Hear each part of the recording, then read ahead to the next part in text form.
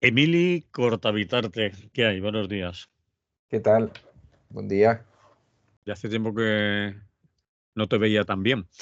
Sí, también recortadito el pelo. Sí, sí, sí, sí, se ha puesto guapo Emili para acabar la temporada. Ya te digo. Sí que los fans que vayan al vídeo, va. Después de esta presentación, Curiosa. no, es habitual aquí en este programa hacer esas cosas que no vienen a cuento, pero mira. Vamos a lo serio. Venga. Eh, no vamos a sorprender a nadie, pero quizás sí, si hablamos un poco más y profundizamos un poco más de lo que todo el mundo está hablando, porque vas a hablar de Kamala Harris, es decir, la supuesta ya candidata, es decir, que está a punto de, no veo otra posibilidad de ser la candidata a presidenta de Estados Unidos por el Partido Demócrata. Bueno, ¿tú qué querías contar de esta mujer? Sí, bueno, me apetecía investigar, de hecho es lo que he hecho, según una conocida estadounidense californiana que tengo, Kamala Harris, no Kamala, pero bueno, pero eso, no sé si va así o no. Eh, Bueno, un poco porque la situación ya la conoce todo el mundo, Biden se retira, Kamala Harris parece que es la persona nombrada o de alguna manera marcada por Biden. Y entonces yo pienso que hay un gran desconocimiento de la señora Harris al margen de que es la vicepresidenta, ¿no?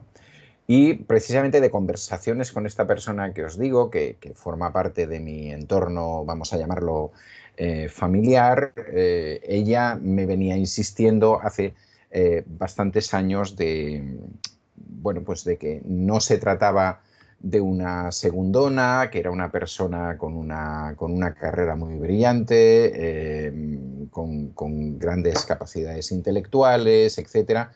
Todo lo que en general desde Europa no vemos, porque cuando vemos sus imágenes o cuando hay noticias sobre ella, excepto estas últimas, ¿no? Son noticias muy, vamos a llamarlo así, de segundona, que suele ser el papel que le está reservado a las vicepresidentas. Pero da la impresión, esta amiga me decía, no, no, es que ella está haciendo muchas más cosas y, bueno, a raíz de su nombramiento por Biden, ¿no? Que no nombramiento por el Partido Demócrata, pues he decidido investigar un poquito más esta situación y es un poco lo que traigo aquí. Bueno, en primer lugar, decir que evidentemente es una mujer por el lado de su padre afroamericana, de su padre era jamaicano, por el lado por la parte de su madre surasiática, de la India. Padre y madre se conocieron como inmigrantes en la Universidad de Berkeley en California y acabaron siendo profesores de la Universidad de Berkeley. Por tanto, estamos hablando de una mujer de lo que podríamos llamar, en el caso de Estados Unidos, clase media. Evidentemente, una clase media que de todas maneras sufre un proceso de racismo por su color, por su origen, etc. Hizo derecho, fue abogada, luego fiscal de la ciudad de San Francisco, de alguna otra ciudad californiana más pequeña también, y finalmente fiscal general en California entre 2011 y 2017. Posteriormente senadora demócrata, por empezar a decir cosas en su etapa de senadora.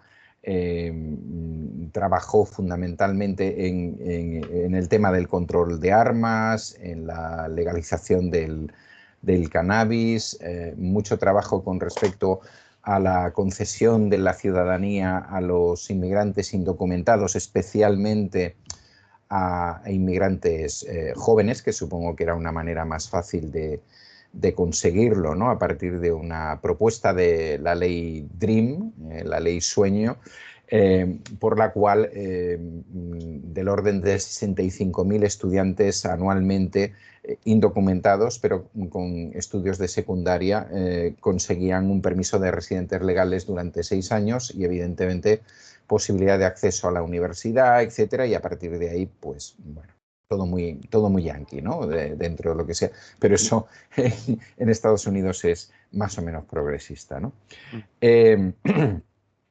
Se presentó a las primarias de demócratas, se retiró muy pronto cuando vio que evidentemente no tenía los donantes suficientes y pasó a ser la primera vicepresidenta mujer, por un lado, de origen afroamericano y surasiático por el otro, ¿no? Fue el contraste que supongo que Biden buscó, igual que ella, si al final es nominada para acceder o para intentar llegar a la presidencia de los Estados Unidos por el Partido Demócrata, pues seguramente que nos vamos a encontrar con un hombre blanco, etcétera, ¿no? Es decir, este tipo de combinaciones que suelen hacer los republicanos ya no, ya ni eso, vamos. En esta etapa de vicepresidenta, aparentemente no ha hecho nada o aparentemente, digamos, y perdonar la expresión, la hago con intención crítica, no machista, ¿no? Como un poco de mujer florero, ¿no? De aquella persona que aparecía en la recepción de determinados mandatarios, etcétera. Pero ese papel secundario ha sido relativo, ¿no? Relativo y por otro lado le ha dado una experiencia que creo, que opino, a partir de haber buscado esa información, que puede ser una de sus grandes bazas o algunas de sus grandes bazas en el proceso electoral, ¿no? En primer lugar, ella se ha ocupado del tema migratorio, ¿eh? Su ocupación del tema migratorio le trajo bastantes críticas en los primeros meses porque parecía que no estaba haciendo nada y seguramente estaba haciendo, vaya lo que me ha caído, a pesar de que en el Senado, como he dicho antes, había trabajado estos temas. Y de hecho ella tardó 6 meses en visitar México, visitar la frontera mexicana, hacer un viaje a Guatemala, etcétera. Incluso se habla de que en esa época le hace una entrevista a una gran cadena norteamericana y es una entrevista desastrosa, que nadie entiende, de que de hecho ella se plega un tiempo sobre sí misma y demás. Pero el resultado final de todo este proceso migratorio sería, o la parte, digamos, más significativa, es una campaña que ella ha dirigido y que se denominó Centroamérica Adelante y para la cual se ha conseguido 5.200 millones de dólares, que no es una cifra cualquiera, que consiste en hacer algo parecido a lo que hacen algunos estados de la Unión Europea, que es aportar dineros y proyectos digamos, a los estados de origen de la migración, para hacer que esa migración, especialmente en cuanto a la gente joven, no sea tan masiva, ¿no? El segundo tema en el que ella ha trabajado muy a fondo como vicepresidenta ha sido el tema del derecho al aborto.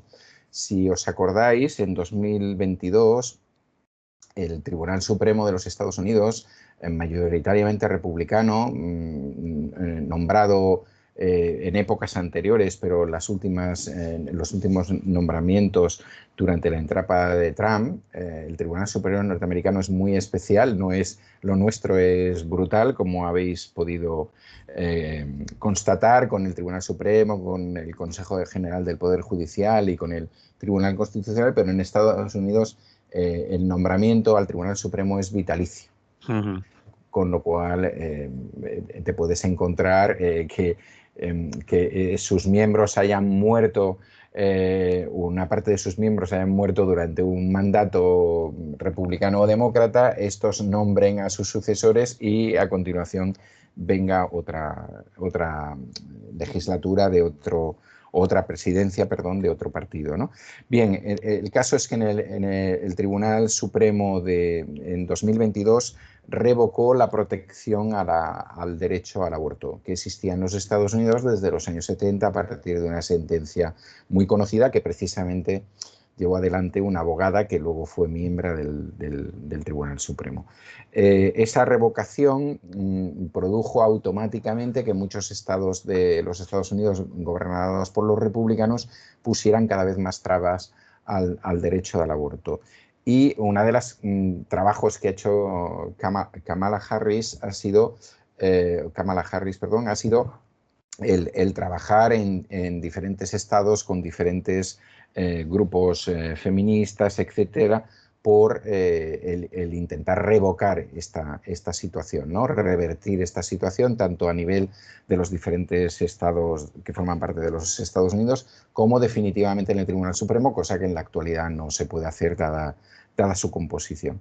No es necesariamente fruto únicamente de su trabajo, de su campaña, pero lo que sí que es cierto es que se puede ver que en estos momentos más de un 60% de la población en los Estados Unidos, masculina y femenina, está a favor de recuperar esa protección constitucional del derecho al aborto, ¿no? Por tanto, evidentemente, nada de esto es absolutamente personal, pero algo ha hecho. Y ha sido la única política y menos vicepresidenta o vicepresidente que ha visitado clínicas abortistas como dando apoyo, digamos, al trabajo que ahí se hacía. Ha trabajado también sobre el derecho al voto, que es un tema que aquí desconocemos bastante, y bueno, a mí me ha sorprendido bastante al hacer esta investigación, y es que debido a esa idea trumpista de que se habían colocado votos que no eran de ciudadanos estadounidenses, etcétera, que en aquellos sitios, en aquellos estados donde gobernaban los demócratas, habían dejado ir a votar a inmigrantes que no tenían derecho, etcétera. Bueno, cosas de este estilo de las fake news. Pues en estados gobernados por los republicanos, el derecho al voto, que no es como aquí, supongo que la gente ya lo sabe, no es simplemente que estás radicado en una determinada población y a partir de ahí ya te llega primero tu resguardo aquel conforme puedes ir a votar a tal sitio y tal. En Estados Unidos el voto hay que pedirlo, bueno, no vamos a entrar en esto porque nos alargaríamos bastante. En definitiva, en esos estados norteamericanos gobernados por republicanos, lo que se ha hecho es crear una normativa propia que dificulta aún más el hecho de tener ese derecho a votar, ¿no? Y sobre todo que lo dificulta más, digamos, para las gentes que a ellos no les interesan, es decir, para las gentes, digamos, más excluidas, ¿no? Todo eso no ha conseguido revertirlo, evidentemente, pero sí que le ha facilitado una serie, múltiples reuniones con activistas de los derechos humanos, activistas de los derechos políticos, etc.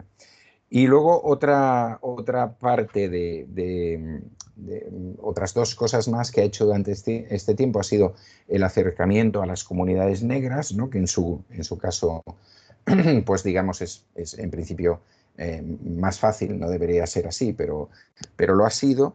Y por último, ella como vicepresidenta forma parte del Senado. Y si sabéis o si os acordáis, el Senado de los Estados Unidos ha quedado partido a la mitad, ¿no? Con lo cual ella ha tenido que hacer el voto de desempate en muchos casos, en concreto en 33 casos. Es decir, que su actividad como vicepresidenta ha permitido desbloquear en el Senado normativas o leyes lanzadas por Biden y su equipo de gobierno a partir de ese trabajo suyo como digamos, en el voto de desempate, ¿no? Explicado un poco esto, evidentemente su historia tiene también aspectos oscuros. Para mí ha sido más difícil entrar en ellos porque hablaban de su etapa como fiscal general de California, y en concreto ella tiene bastantes críticas también de las comunidades latinas y afroamericanas, en el sentido de que parece ser que durante ese tiempo se desarrolló una actividad como fiscal general bastante dura con respecto a lo que podríamos llamar la delincuencia menor, ¿no? En los Estados Unidos, que generalmente es una delincuencia que tiene como protagonistas pues, a este tipo de personas, ¿no? Latinas, afroamericanas, etc.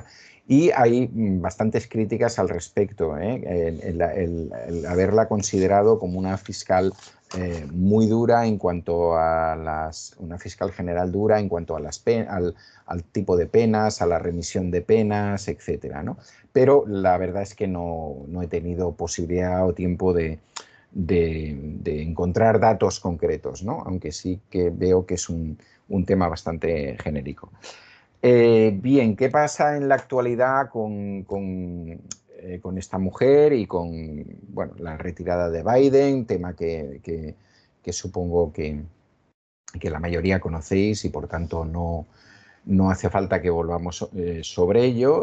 Biden muy presionado por su situación personal, física, ¿no? Mental, etcétera.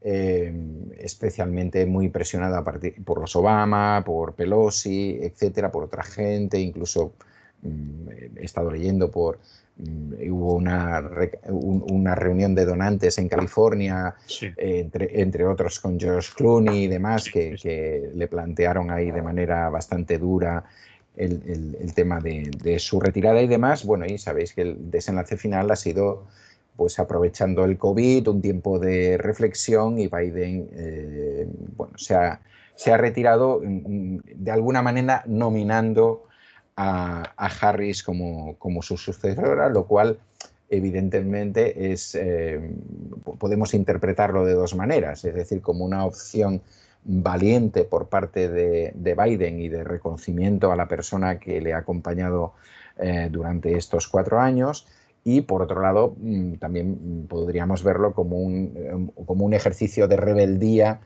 contra su propio partido, que probablemente en su estructura más potente no estaba pensando en esa alternativa, ¿no? De todas maneras, Emily, perdona, Sí. O él, que es vicepresidente o vicepresidenta en Estados Unidos, de alguna manera está previsto o designado casi a ser el sucesor del presidente cuando en la siguiente legislatura, o cuando el presidente ya no se puede presentar o no se presenta. Es decir, suele ser habitual, ¿no? O suele Sí, ser una norma claro. escrita, pero está, por Sí. ejemplo, si ahora el vicepresidente se está pensando, si está diciendo que nombre o que vaya con Kamala Harris, previsiblemente sería dentro de 4 o 5 años, no sé cuántos son, 4. 4. Sí, Si 4 no años. repite y si no serían 8. Bueno, Sí, sí. bueno, eso es. Eso tienes razón. Sería Sí. el candidato más previsible. Te lo digo porque a lo mejor no es tan extraño que Biden No, señale no, a lo su que pasa, vicepresidente. sí, Sí, sí, sí. Lo que pasa es que, por ejemplo, no sé si ya se ha producido, pero por ejemplo, el beneplácito de Obama hacia Harris estos días todavía no se había producido, ¿no? Entonces da la impresión de que, digamos que la estructura profunda, pero simplemente digo, da la impresión porque ya no te enteras de muchas cosas aquí de los partidos políticos tradicionales, imagínate si además está en Estados Unidos, a pesar de ese intento que he hecho de cerciorarme de más cosas, ¿no? Pero da la intención de que quizás el camino previsto era retirada de Biden y convención más abierta, ¿no? Y parece pero ser, o se habían deslizado pues los nombres de los que actualmente son gobernadores en Michigan o California, como grandes esperanzas y demás, ¿no? A pesar de que ellos se han retirado automáticamente y han reconocido la postura de Harris, ¿no? Es decir, que yo creo que haya habido un cierto enfrentamiento de alguna manera con el núcleo duro del Partido Demócrata, a pesar de que debemos considerar estas cosas de los núcleos duros de los partidos en los Estados Unidos como unas cosas muy diferentes a lo que pasa en Europa, ¿no? O a lo que puede pasar en el Estado español. Al final, es decir, yo creo que en el núcleo duro republicano hay bastante gente que no traga a Trump y que le parece que la experiencia de Trump es una experiencia que no tiene nada que ver con la tradición del partido y demás, pero evidentemente si Trump es el que tiene más donantes, Claro. pues la cosa está hecha, ¿no? Sí, Claro, en este caso, sí, perdona. No, que quería señalar que cuando tú has dicho lo de Obama, cierto, Sí. y que se lo han estado pensando, también se estuvo pensando Nancy Pelosi, pero Nancy Pelosi cuando ella se pronuncia cambia un poco la cosa porque Sí. parece que es una mujer con muchísimo poder en el Sí, partido. sí, sí, evidentemente. Sí, sí, sí, es una mujer poderosa. Hay un tema aquí, es decir, para que esto no sea como un cuento de hadas, Sí, he leído también, hay un tema bastante interesante, ¿no? Y es que que en el famoso tema de los donantes y las donantes, ¿no? Que suele ser gente rica, aunque también se hacen comidas de estas en las que se recauda y me imagino que gente no poderosa también aporta lo que buenamente puede aportar para chapas y otras cosas por el estilo. Pero vamos, el aporte gordo suele venir de eso, de grandes donantes, ¿no? Y de grandes corporaciones y personas. Bien, hay una cosa que ha pasado que yo creo que también puede dar el espaldarazo a Harris, ¿no? Y es lo siguiente, es decir, si os acordáis o acordáis de noticias, etcétera, las donaciones a Biden se habían paralizado, ¿no? sí, Prácticamente. E incluso había gente que había expresado no exactamente que no quisiera seguir donándole, sino que, bueno, si luego hay el cambio, ¿qué hacemos? Porque legalmente puede haber un problema, ¿no? Si yo he hecho una donación a Biden y luego resulta que Biden no se presenta. Claro, ¿qué pasa con Harris? Como la candidatura era conjunta, las donaciones se hacen a la candidatura, yo eso no lo sabía, ¿no? Y me imagino que la mayoría de la gente tampoco, de la que nos está escuchando. La donación se hace de alguna manera a la candidatura, de tal manera que si quien iba a encabezar la presidencia deja de hacerlo, pero quien iba de vicepresidenta se mantiene, no existen problemas legales. técnicos, legales, etcétera, ¿no? Con lo cual parece, por otro lado, digamos, bastante pragmático el decir, pues que siga Harris, que ya tenemos ahí metidos no sé cuántos millones, y de hecho ha habido un dato que se ha producido desde que Biden dijo, pues creo que mi sucesora debe ser Kamala Harris,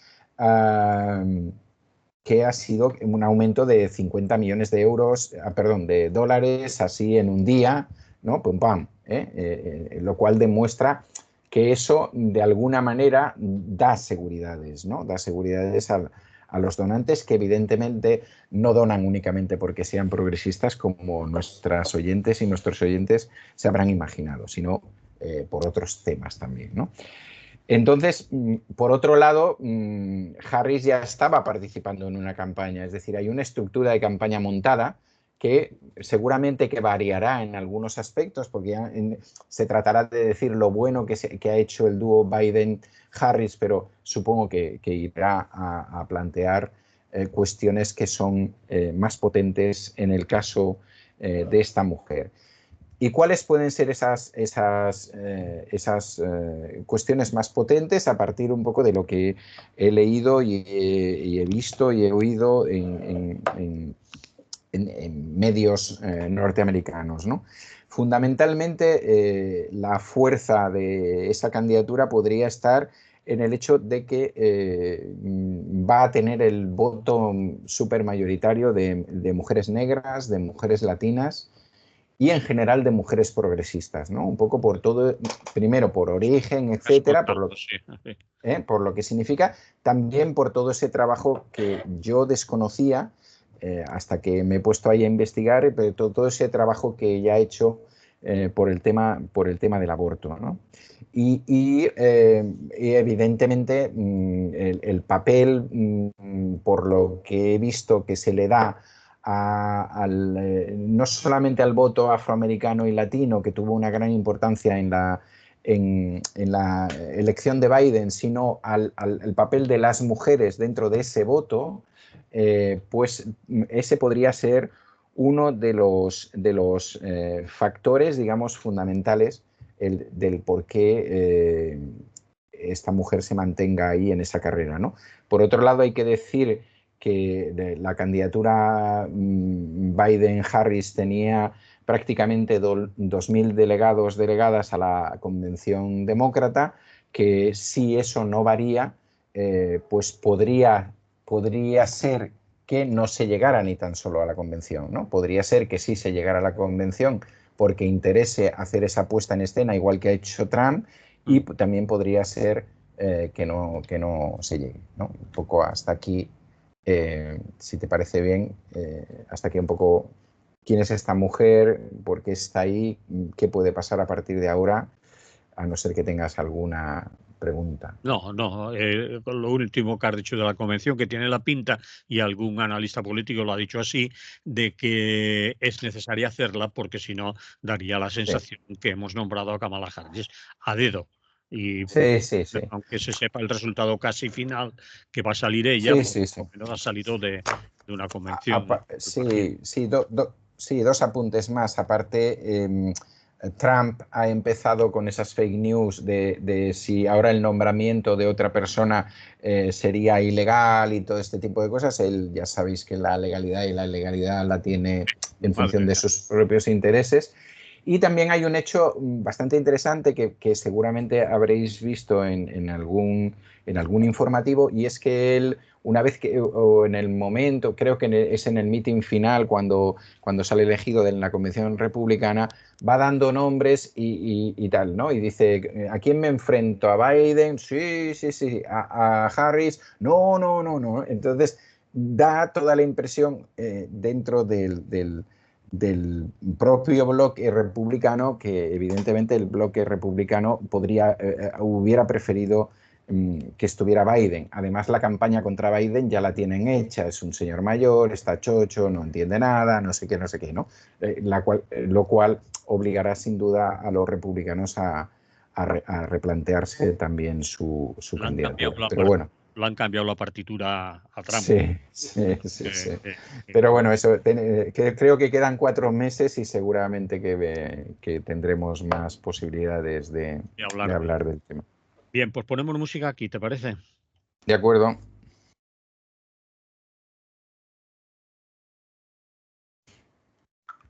Seguimos en Es lo que hay aquí en Radio Clara, hablando con el compañero Emili Cortavitarte, que lo tenemos por Cataluña, concretamente por, bueno, ya no sé en qué pueblo estás, como eres un... Vilanova y la Geltrú. Estamos a punto de la festa mayor ya. Vale. Salir a las procesiones con algún... No, todo esto no es profesional, ni religioso, ni ninguna cosa por el estilo. Este es un pueblo común. Por aquí en los pueblos siempre hay procesiones y curas y cirios y gente que va detrás, pues por eso te lo digo. No, hay procesiones de gente, de las collas, de los cánticos, de todo eso. Y bueno, me imagino que la gente que es religiosa hará alguna cosa, pero se queda en minoría. No, yo, por supuesto. Tú no. Bien, decíamos lo de Cataluña porque vamos a hablar de Esquerra Republicana de Cataluña y quizás aquí hemos oído algo, se nos antoja pero quizás no tengamos toda la información. Y tú querías hablar de Esquerra Republicana y el equipo de comunicación. Algo que ha sucedido que, bueno, ha habido un follón porque aparecieron unos carteles con, bueno, hablando del hermano de Maragall que tiene una enfermedad, como todos sabemos, que es el Alzheimer, y eso no ha sentado bien, pero cuéntalo tú, porque si no, yo me quedo en la superficie. A ver. Bueno, si se sigue un poco en general, pues la política así catalana, no específicamente, pero sabéis que en los últimos tiempos, bueno, esto es más significativo dentro de Cataluña, por supuesto, Pero, bueno, seguramente que sí que habéis oído hablar de la dimisión de Ernest Maragall, su retirada de Esquerra Republicana, es decir, él ha devuelto su carnet y tal, ¿no? Sí, Ernest Maragall es el hermano de Pasqual Maragall, que fue bueno, pues, alcalde de Barcelona, presidente de la Generalitat, etc. Bien, y en paralelo, y eso seguramente que a nivel fuera de Cataluña ha tenido menos relevancia, pues se ha dado la dimisión de un señor que responde al nombre de Sergi Sabrià, un señor relativamente joven que forma parte del núcleo duro de la estructura de Esquerra Republicana. Había sido alcalde, si no me equivoco, de Palafrugell y diputado en el Parlamento de Cataluña, etcétera, etcétera. Y que era una persona de confianza de por lo menos una parte de la dirección de Esquerra Republicana, ¿no? ¿Por qué se producen estas dos dimisiones? Pues se producen por un hecho, a partir de un hecho que sucedió, y luego hablaremos de otros, que sucedió en marzo de 2023, ¿no? En marzo de 2023, en plena pre-campaña a la alcaldía de Barcelona y a la, pues el candidato por Esquerra elegido es Ernest Maragall, hermano de Pasqual Maragall, y en plena pre-campaña, a principios de marzo, aparecen unos carteles bastante chungos, aquellos que podía haber hecho yo, tranquilamente, podía haber encargado yo, que no tengo tanta mala hostia, evidentemente, en el cual aparece Ernest Maragall, una fotografía de Ernest Maragall, una fotografía de su hermano y un lema que era fuera el Alzheimer de Barcelona. Evidentemente no solamente eran chungos y tal, sino que tenían una mala baba increíble, ¿no? Es decir, que entonces, claro, lo que se produce automáticamente es que el resto de candidatos y candidatas pues se ponen del lado de Ernest Maragall y dicen que eso no sirve, que eso no vale, que eso no se puede hacer, tal. Y por otro lado, Ernest Maragall denuncia el tema ante los Mossos d'Esquadra, que inician una investigación. Bien. Esa investigación queda en secreto y, por tanto, bastantes meses más tarde hemos conocido los temas que ahora tienen una deriva política que explicaré, ¿no? Bueno, la investigación de los Mossos d'Esquadra da con 3 jóvenes que habían sido los encargados de poner esos carteles. Bueno, esos 3 jóvenes primero dicen que lo han hecho a título personal, porque este tío les caía muy mal, porque no sé qué, y finalmente ya uno de ellos canta que él ha sido, bueno, que los 3 han sido, fundamentalmente los 3 a través de él, han sido contratados por un miembro de Esquerra Republicana que está dentro del ayuntamiento de una población importante de Cataluña, como es Igualada. Bueno, no solamente les han pagado por hacer eso, sino que además este buen hombre les ha dado un iPhone 13, o sea, para comunicarse, para tal. Evidentemente los Mossos siguen con esa investigación del iPhone y demás y, bueno, descubren que hay una serie de comunicaciones del otro receptor, el que estaba en el ayuntamiento de Igualada, pues con este personaje que hemos hablado antes, con el señor Sergi Sabrià. Bueno, cuando sigue la investigación y todo demás y la cosa estalla, pues evidentemente el señor Sabrià ha dimitido, pero antes de dimitir pues ha hecho una explicación que a lo mejor os caéis de culo, ¿no? Que es que se había decidido dentro de Esquerra Republicana crear un equipo de comunicación B y que ese equipo de comunicación B tenía las manos libres para hacer determinadas actuaciones diferentes a lo de la política tradicional, ¿no? Y entonces, en concreto, Maragall, el caso Maragall, ¿por qué? Porque era, según ellos, ¿no? Que, bueno, luego os podéis reír o al mismo tiempo que lo explico os podéis reír, era una manera de victimizarlo y por tanto, como creían que sus posibilidades de llegar a la alcaldía y obtener un buen resultado eran muy pocos, de esta manera, victimizándolo, pues a lo mejor conseguían que la gente tal. Bien, Madre mía. claro, el equipo B se ha descubierto que ha hecho más cosas, algunas que yo he visto, bueno, que yo he visto, yo no sabía que era el equipo B. El equipo B ya no son los tres jóvenes, ¿no? Los tres jóvenes hicieron eso, igual que otros jóvenes seguramente hicieron otras cosas. Por ejemplo, en el trayecto que hago para ir a la fundación, pues uno de los días, después de un día de estos, bueno, de los tantos días que tiene la Renfe en negativos, absolutamente negativos en el en los Rodalías. rodalías y el funcionamiento, etcétera, todo lo demás, pues me encontré a primera hora de la mañana con una chica que me daba unos dípticos que tenían los colores de Esquerra, que yo pensé que era propaganda de Esquerra y que cuando me pongo a verlo, pues es toda una crítica al gobierno central, los rodalías, el no sé qué, bueno, eso sería esa especie de actuación indirecta. Pero bueno, también he visto en el trayecto que hago desde la estación de Sansa, donde está la fundación, pues unos carteles con los colores que suele utilizar el PSC, donde se ligaba a ella con Koldo, ¿no? Con la operación Koldo. O también, por ejemplo, han hecho cosas más divertidas, ¿no? Como poner un mariachi a cantar delante de la sede de Junts el día en que Junts decidió separarse o salirse del gobierno con Esquerra, y entonces ese mariachi cantaba una canción de estas de traidor y no sé qué. O, bueno, disfrazarse de sardinas y ir en alguno de los momentos en que en la Renfe han pasado. Es decir, ahí se creó un grupo de personas, por lo que se ve, con mucha capacidad creativa, ¿no? Para hacer, digamos, otro tipo de propaganda política, ¿no? Con el grave problema que en el caso del primer cartel que hemos hablado, la propaganda política no favorecía en nada, no sé a quién se le ocurrió el tema, no favorecía en nada a la persona, sino que además entraba en un tema muy doloroso para él, como era la situación de su hermano, que evidentemente ya no está en activo, que tiene una fundación que se dedica precisamente al tratamiento del Alzheimer.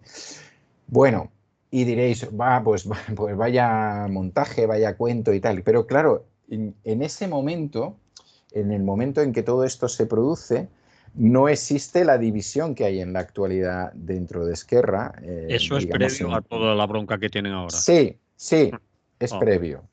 Lo que pasa es que ahora, claro, ahora aparecen elementos eh, que complican más el tema. Es decir, el señor Sabria, el inventor del comando B, mm. además personaje significado dentro como diputado en el Parlamento, hombre de confianza de Aragonés, es también hombre de confianza de Marta Rovira. Vaya.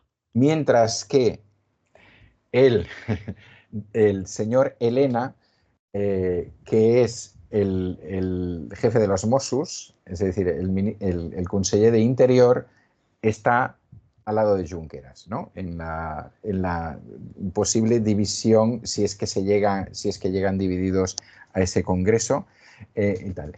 Y por lo tanto, claro, cuando Junqueras aparece y dice, oye, pues yo de esto no tenía ni puñetera idea, ¿quién dio la orden para que esto se hiciera? Porque yo era el presidente del partido. Entonces, ¿a mí qué pasa? ¿Que se me ha toreado? No sé qué. Entonces, evidentemente, la otra gente sale diciendo, no, no, es que Junqueras lo sabía, porque estas cosas se hablaban en la comisión electoral y no sé qué. Tampoco era que podíamos hacer lo que quisiéramos y tal. Bueno, entonces, por el otro lado, en Petit Comité y por debajo, bueno, quien ha hecho un gran trabajo sobre esto es el diario Ara, un diario de ámbito catalán.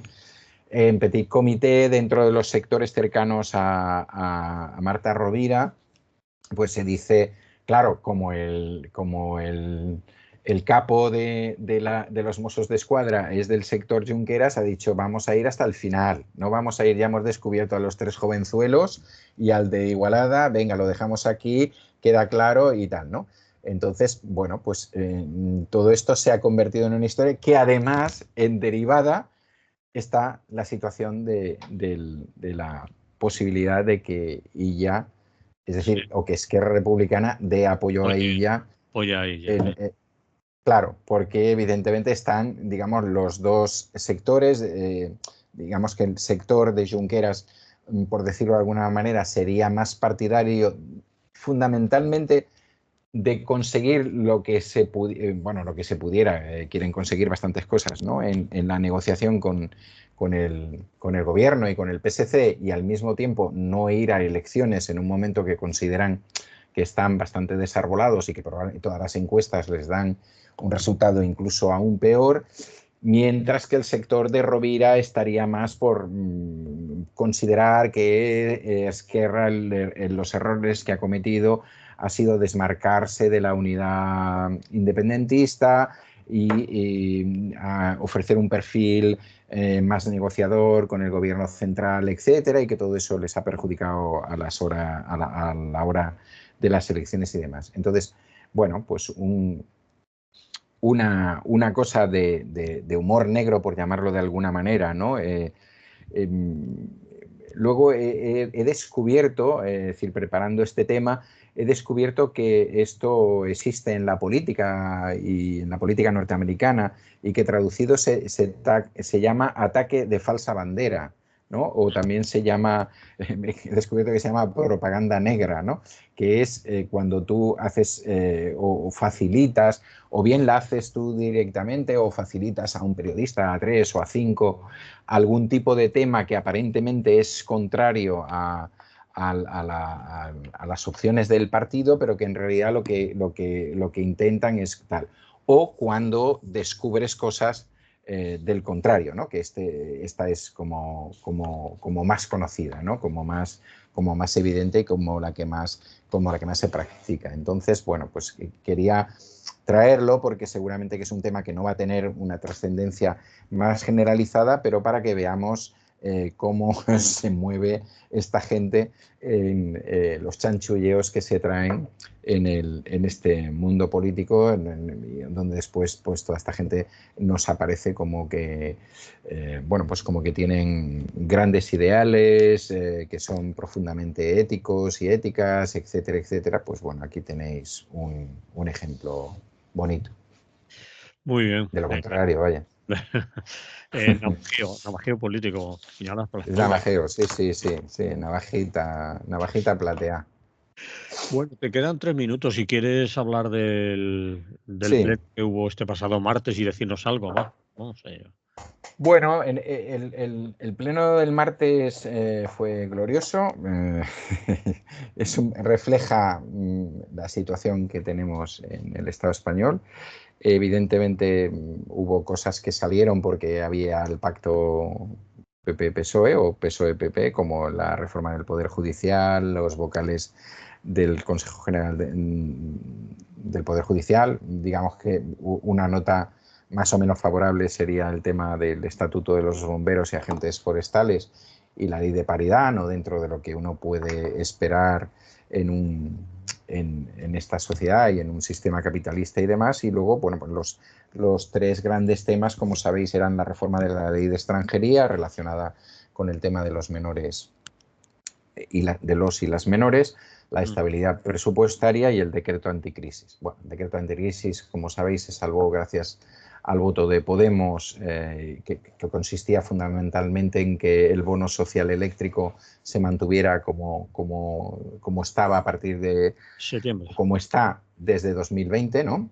Que es en una rebaja del 80% para la gente muy vulnerable y del 50% para la gente vulnerable, ¿no? Y ahora entramos en la cosa gorda, que es la reforma de la ley de extranjería, que se pretendía pues que los diferentes territorios del Estado asumieran su cuota de responsabilidad ante la llegada de menores inmigrantes, que saltó por los aires con el apoyo, bueno, con el voto en contra del PP, Vox y Junts, y el tema de la estabilidad presupuestaria, que saltó por los aires con el voto de PP, Vox y Junts también. En los dos temas, es decir, bueno, Junts ha mostrado su cara, por si alguien la desconocía. Evidentemente es un partido cada vez más escorado a lo que políticamente podríamos llamar la derecha, pero por otro lado, Junts ha hecho, a pesar de que lo ha negado, ha hecho un voto de reacción ante el ninguneo que ellos consideran que existe en estos momentos por parte tanto de ella como del gobierno central en las negociaciones que se están dando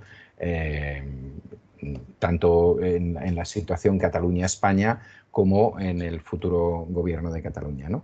Y es la típica reacción, a pesar de que han intentado negarlo por activa y por pasiva, pero es la típica reacción de no me están teniendo en cuenta y por tanto se van a enterar porque como no tienen la mayoría, pues está. Esto tiene un claro problema, y es que si algún día a alguien se llega hasta el colmo, que no parece que sea el momento, porque evidentemente, como habéis visto, las distintas ministras y ministros que han aparecido no han dicho nada en contra de Junts, pero si ha llegado a un momento esto provocara unas elecciones, pues bueno, ya veríamos qué papel podría jugar Junts ante un gobierno de PP Vox en el Estado español, ¿no? Que es el... Y el tema presupuestario, pues tampoco se entiende. No se entiende por Junts y evidentemente tampoco se entiende por el PP. Al margen, no entro en cómo va a ser el presupuesto o no, si es bueno o es malo o lo que sea, sino simplemente porque parece que la política estatal está por encima de las otras políticas, aunque luego lo nieguen, ¿no? Más que nada porque hay una partida, o había una partida de 10.000 millones de euros, que no es un tema menor, precisamente para compensar situaciones que se dan en las diferentes comunidades autónomas y actuaciones y demás. Y aquí, pues alguien ha preferido, evidentemente, fundamentalmente el PP, porque ya sabemos que Vox va a votar a todo que no, alguien ha preferido quedarse, ¿cómo se llama? Ciego no, lo otro, quedarse tuerto, Sí. para que otros se queden ciegos, ¿no? Es decir, que bueno, eso es lo que tenemos realmente la situación actual, sin decir que el gobierno progresista es una maravilla, porque ya hemos hablado aquí en otros momentos y, por ejemplo, la semana pasada hablamos de las supuestas modificaciones y demás de leyes fundamentales. Bueno, estamos en una situación bastante compleja, ¿no? Que además yo creo que hay una táctica o estrategia, por decirlo de alguna manera, de determinados partidos de que esto, de que si duran 4 años, sean 4 años de bronca continuada, ¿no? Muy bien, pues como se nos acabó el tiempo, lo dejamos y esto continuará, porque como tú dices, Sí. lo de Junts quizás sea un aviso, pero hay más oportunidades para los presupuestos cuando se reanuden Sí, los, sí, sí, sí. los plenos y las plenarias a partir de las vacaciones, el nuevo curso parlamentario y todo eso. Bien, Emili, lo dejamos aquí. No sé Pues muy bien. si nos veremos antes de septiembre o no. Bueno, Ya lo sabremos porque el jefe de pues este programa creo que se va de sí. vacaciones. Muy bien. Entonces, ¿qué le vamos a hacer? Entonces, ¿qué le vamos a hacer? Y ya está. Muy Hasta bien. entonces, sea de Un una manera o de abrazo. otra, nos oímos, ¿vale? De acuerdo. Salud. Salud.